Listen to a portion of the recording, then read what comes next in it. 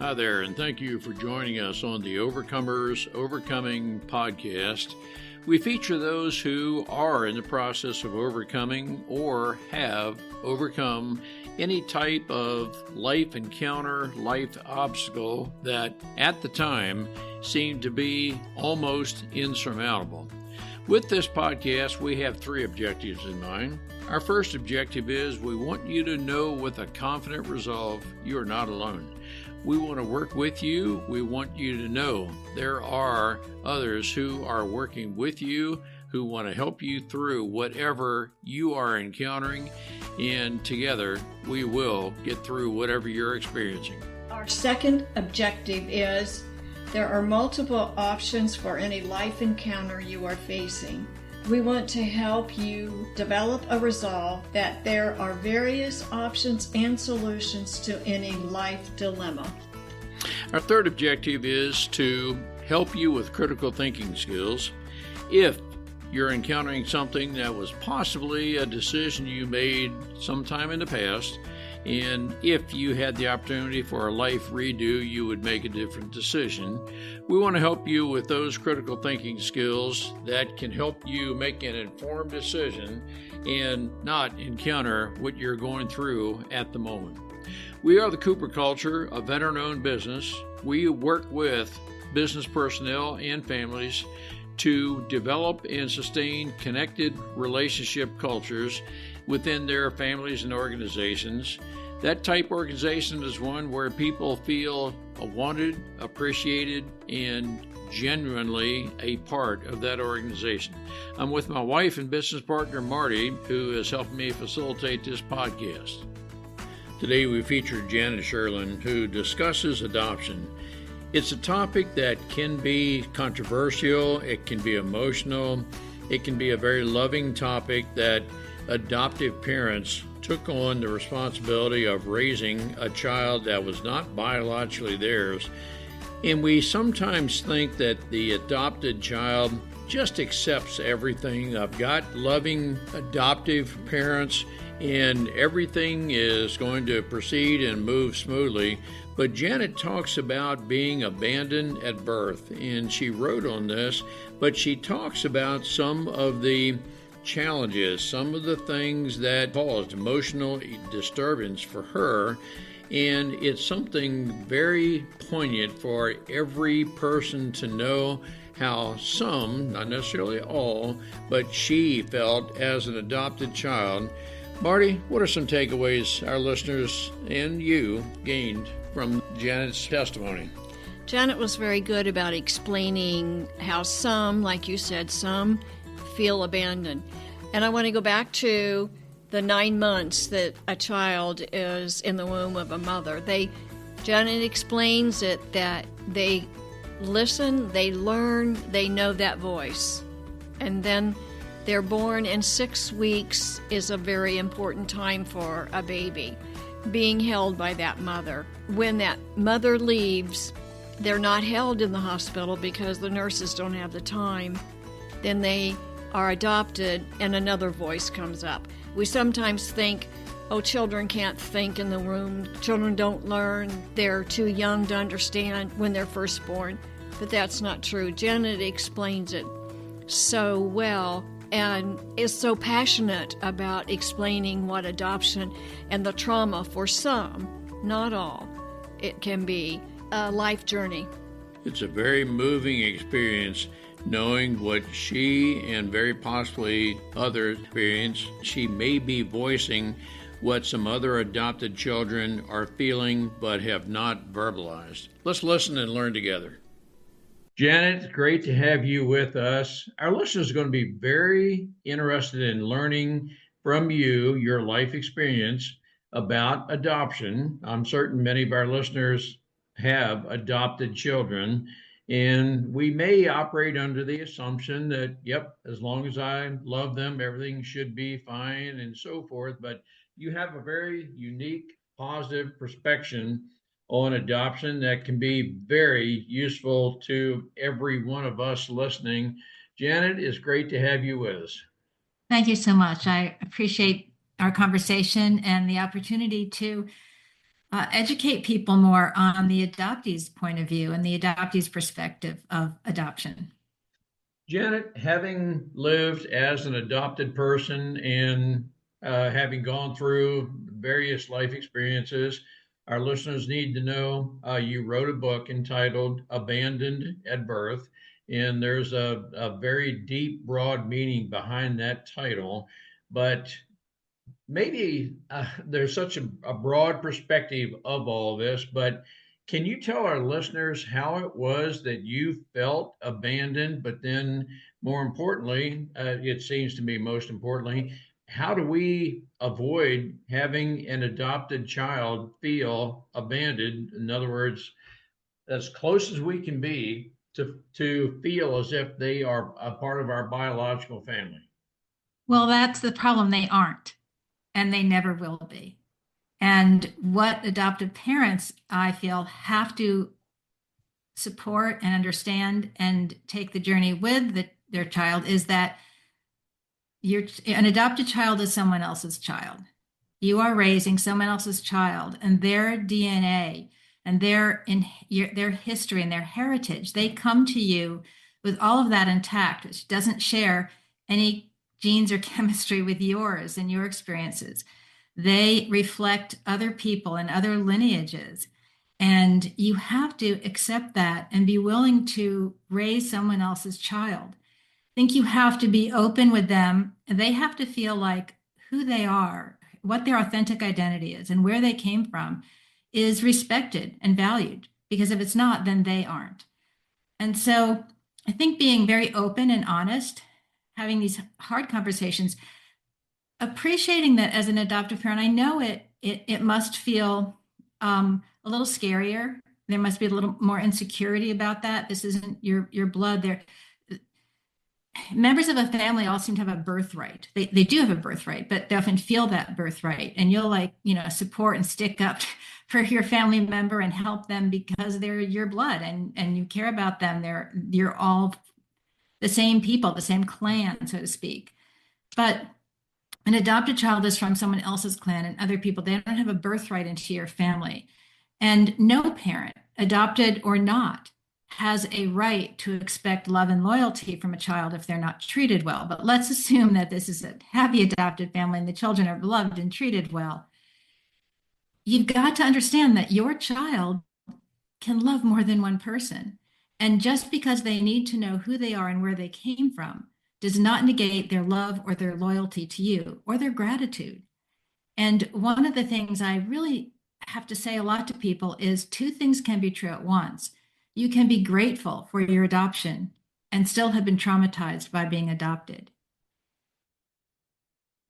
Wow. You can love and be loyal to forever your adopted parents, but love isn't enough to fill a person with a sense of self and their identity and respect and being a happy and whole person. And so often adopted children suppress themselves and deny themselves and don't speak out and don't show their true colors because they're trying to be loved and cared for and have their adoptive family be loyal to them.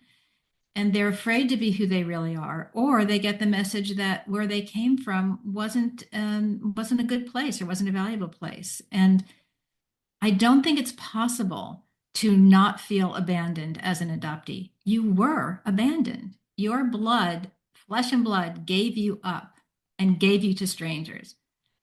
That's the whole cold, hard truth of it.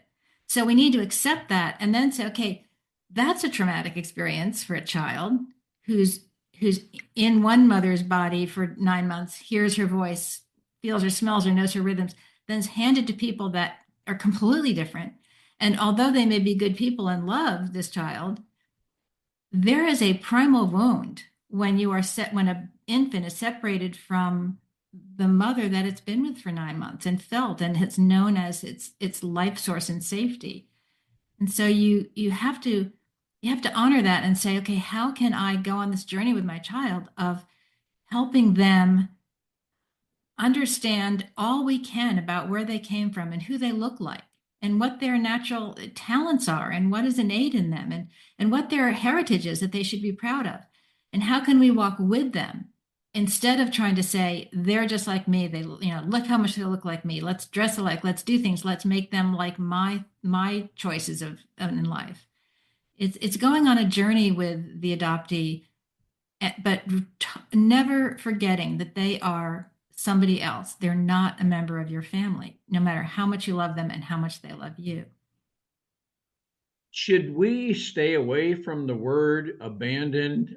You mentioned that every adopted child knows, feels they were abandoned, but does the word, even discussing the word, verbalizing the word abandoned, bring up maybe the very bad memories with the adopted child? And I'm I'm trying. I want to Well, be. I want to help yeah. our listeners and our granddaughters adopted.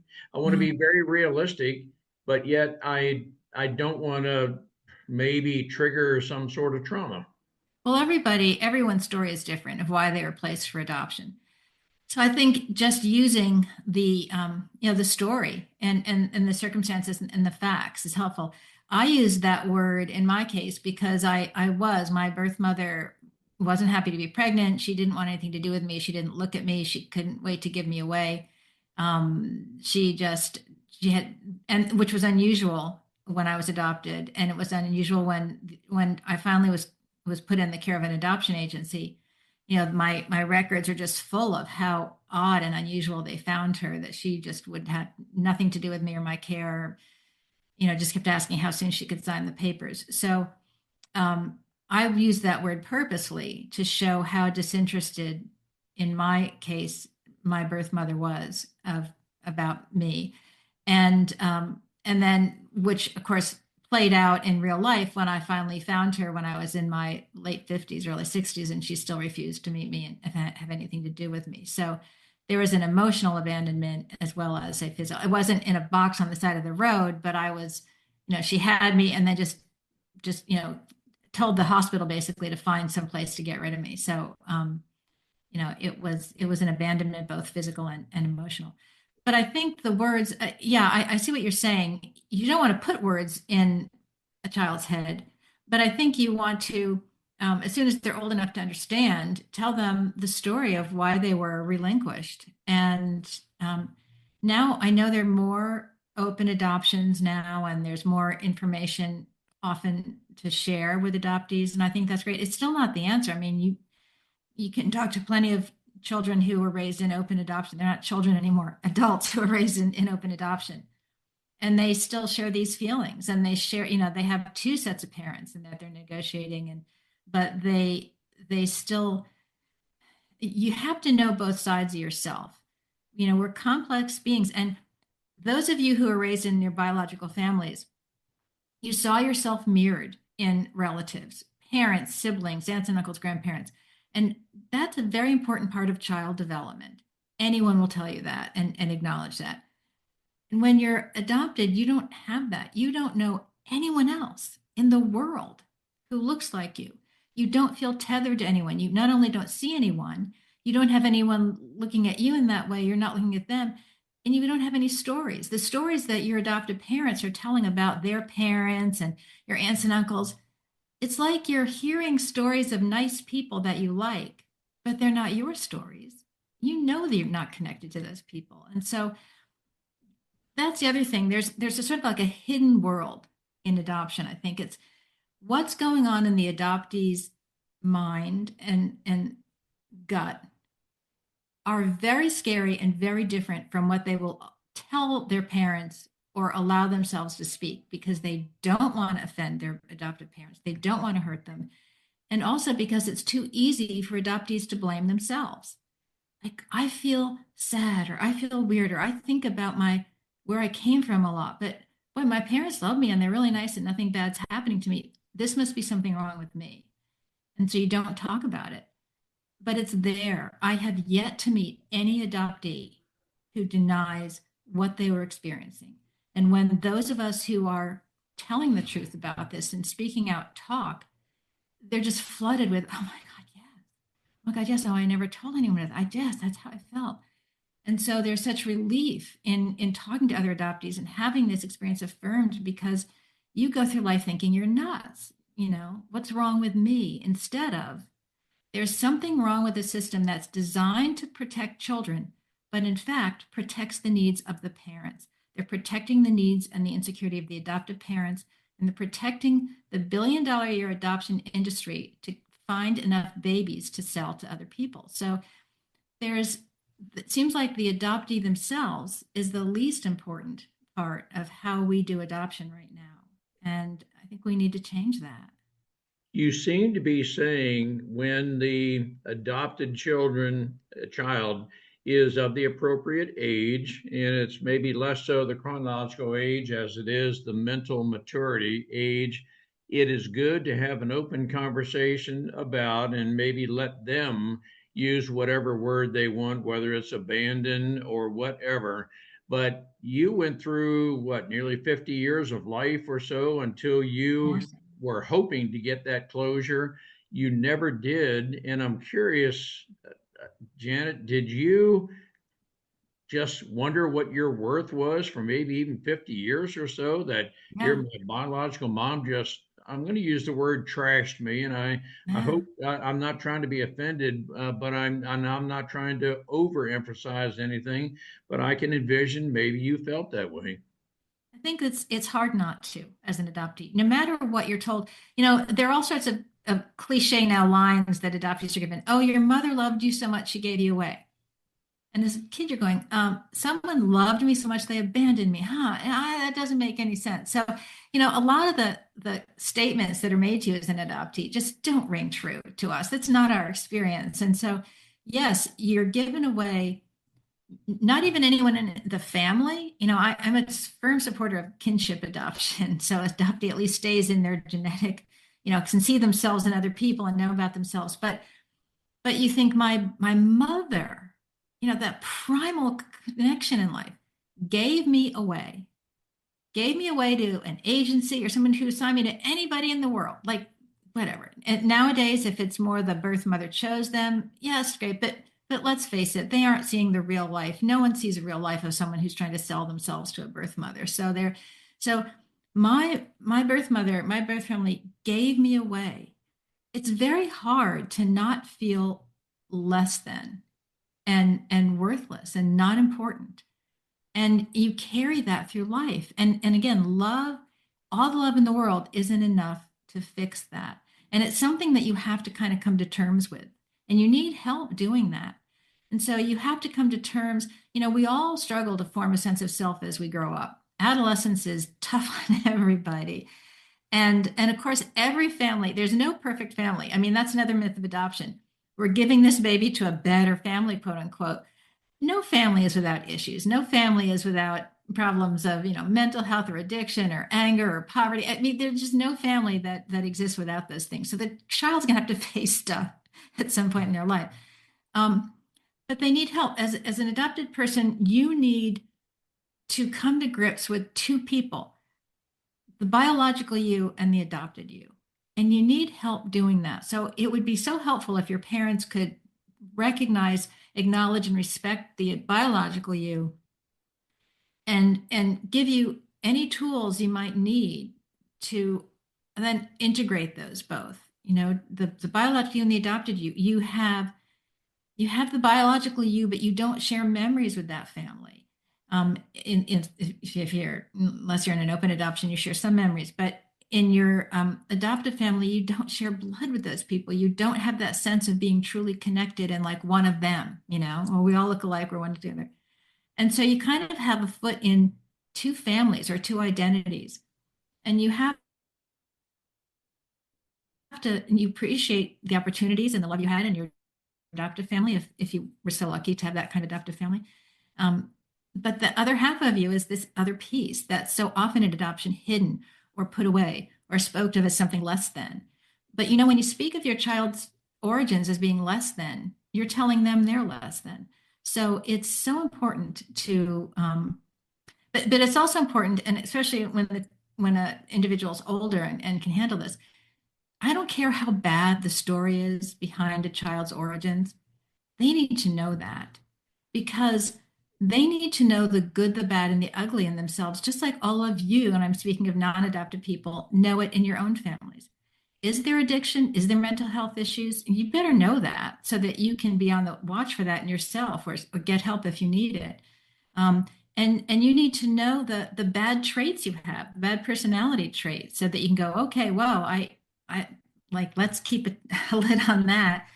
So, and also celebrate things that you might have been given by birth that aren't in your adoptive family, and you finally see, a whole line of people that enjoyed, they're musicians or they're artists or they're chemists or they're doctors, something very different from what you grew up in your adoptive family, and that should be celebrated. So it's so important to understand how traumatic it is to be adopted, how broken an individual is when they are adopted, and to instead work so hard to support them. Adoptees have 4 times the suicide rate and are well overrepresented in mental health, in hospitalizations for mental health and addiction. I mean, this is trauma. And so let's try and prevent that. And what do we need in order to do that? And it's focused more on, what does an individual growing up with this fractured life need to be as whole and integrated as they can be? I want to ask you a generalized statement. Would it be good for the adoptive parents to learn the whereabouts of the biological parents, maybe make contact with them to determine, and let's say legally, I think I'm using the right terms, there is an open adoption. And what I'm referring to, even if not, I'm not using the right terms, the biological parents have a right to at least know the whereabouts of their biological child. Is it your life experience it's good to have the adoptive parents learn the whereabouts of the biological parents? And then the second part of this question is, let's assume you know the whereabouts, you have spoken with, and yes, there is agreement to meet. Is it good or generally not good to have the adoptive parents there, or is that extremely individualized? Well, first of all, one of the things I was really shocked to learn in the past year or so was that open adoption in our country today, it may be more often practiced, but it is not legally binding.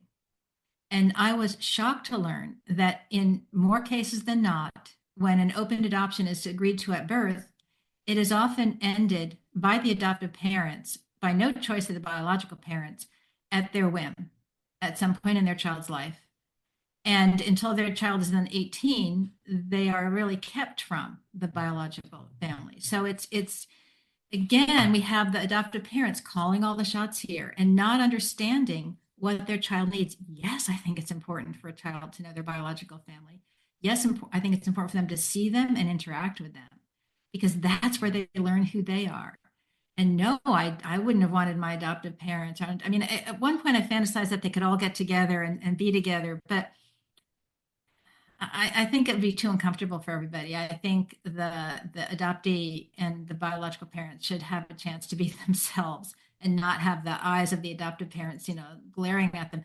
That's got to be rough for the adoptive parents too. I understand it's scary. I understand you feel threatened, but guess what? That's what adoption is. Like, you just have to pull yourself up by your bootstraps and do what's best for your child and not for your own insecurity. And so I think it's critical. In my experience of life, and I know my sisters and many, many, many other adoptees, there's a whole world of adoptees speaking out in online communities, and we all saying the same thing. We didn't make sense to ourselves. We didn't know who we were, and we thought very poorly of ourselves. And meeting our biological halves, you know, healed us as much as possible, gave us more sense of self and more peace than we had known without it. And then, not that it's not hard after that. Again, you're dealing with a lot. You're dealing with 2 parts of your life, 2 different identities, and that's a lot. And that's why I not only read a lot and studied in school, but I've had lots of therapy. And I would urge that for anybody. It's a hard thing to do, and there's a lot to understand, and there's a lot to work through. And I also want to acknowledge that for adoptive parents, they've lost their genetic futures too when they can't have their own children, and there's a lot of sorrow and grief there that they have to deal with and work through. There's so much sorrow and grief in adoption, and sort of on all sides of and certainly the biological family too. There's just a lot of sorrow and grief in it. It's not a hallmark thing. It's not a happy thing. Sometimes it's necessary to find a home for a child. We shouldn't be commoditizing children like we are. But when it's necessary, I think it has to be done with eyes wide open, because the people being hurt are the adoptees.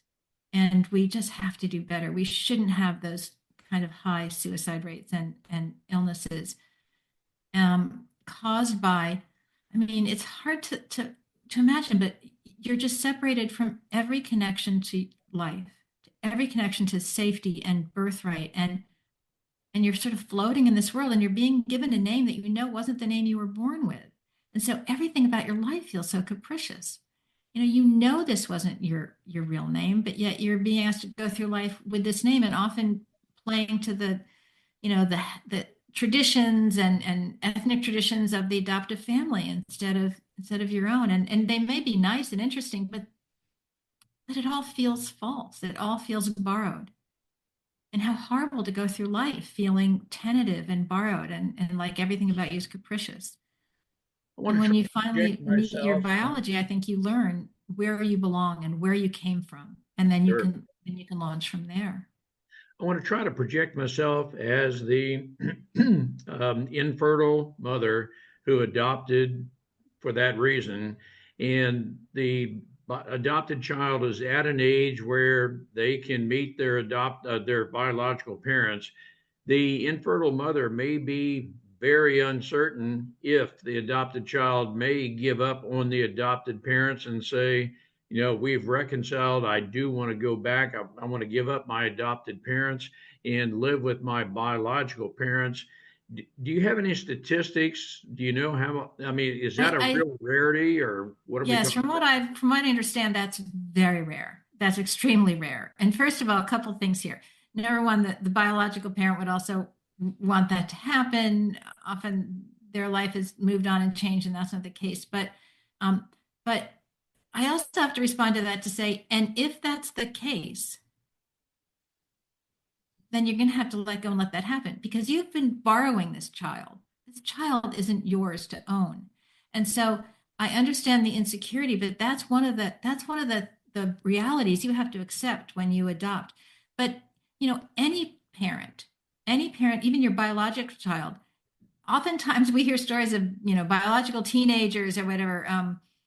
I don't love you anymore. I'm going to go live with my friends or someone else I like, or another relative. Or if there's a case of divorce, they want to live with one parent, not the other. I mean, this happens at certain stages in life and families. And so, and it's difficult when anyone has to face that.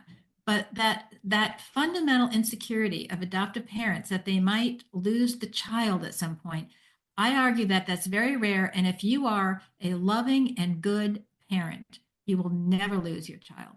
That they know also that you are the one there for them, and you were raising them, and you were there when they were sick and helping them through everything. And they love you, and they're loyal to you, and they are capable of loving you and someone else at the same time. You can love multiple people.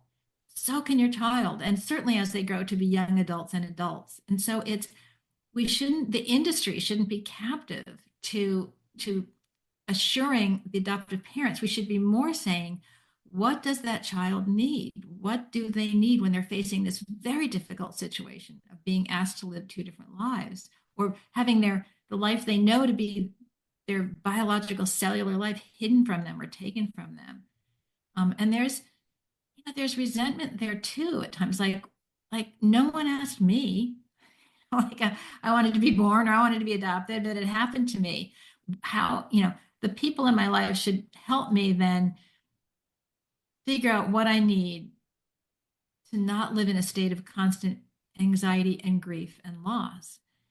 And so I know those are difficult situations, but no more difficult and no more challenging for those parents than the lives they're asking their adopted child to live. Let's bring this in for a landing, and I want to ask you to reflect on your life and as it may apply to the adopted parents. You went through several decades of just trying to rationalize your life and so forth. And what I'm going to do is ask you to project for those parents and so forth that retrain you are very well adjusted right now, but it took several decades for you to, I'm going to use the term, reconcile your past.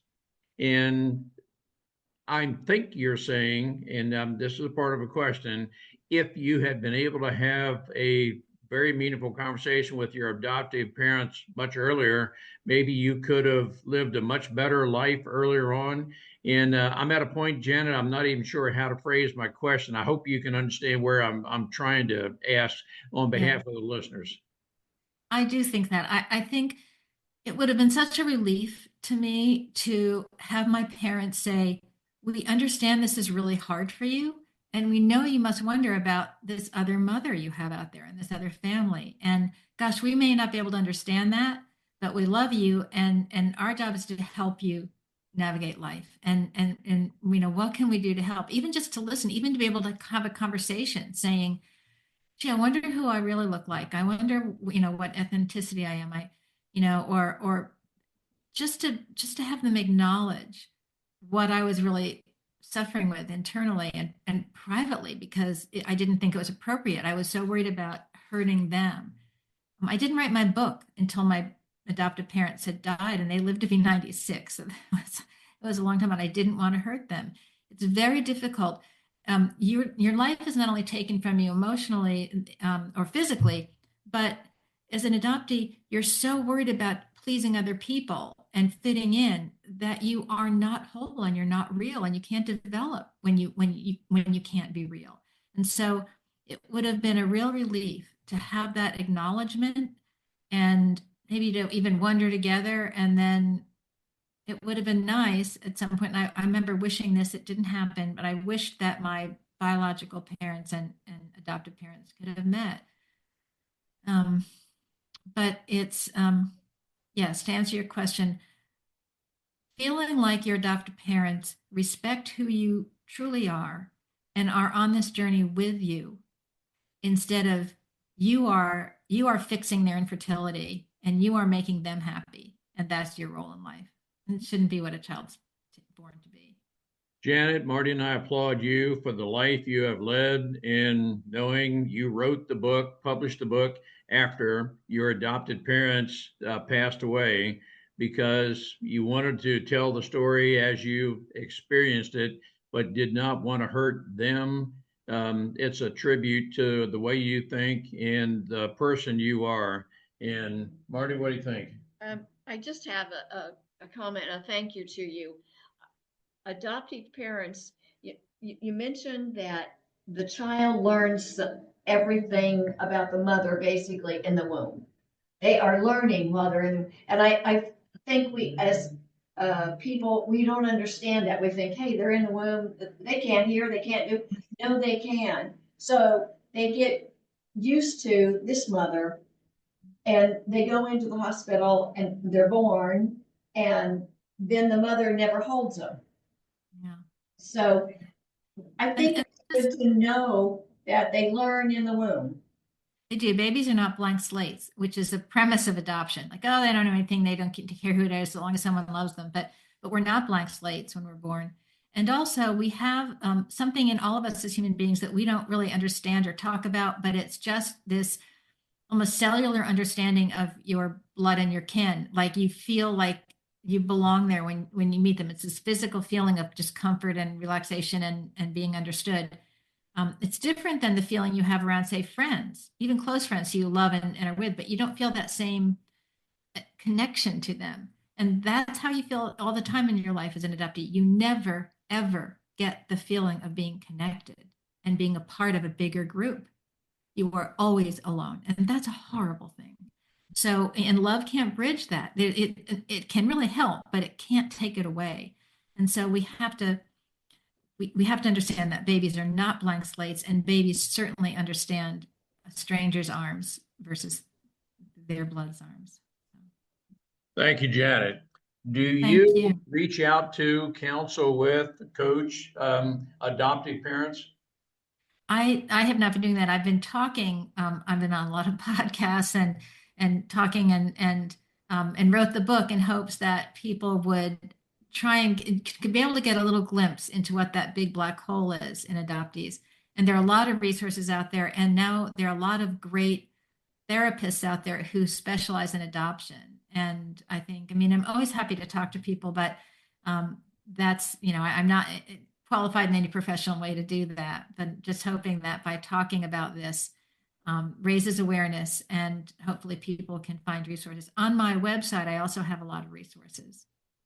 Janet, thank you for your life, your book, Abandoned at Birth. Thank you for being willing to reach out and help adoptive children, adoptive parents to understand each other better. And the more we understand each other, I think the healthier mentally we will be with each other. Thank you so much for your life. Thanks for the conversation. We appreciate having the opportunity to share our and our guests' life experiences with you.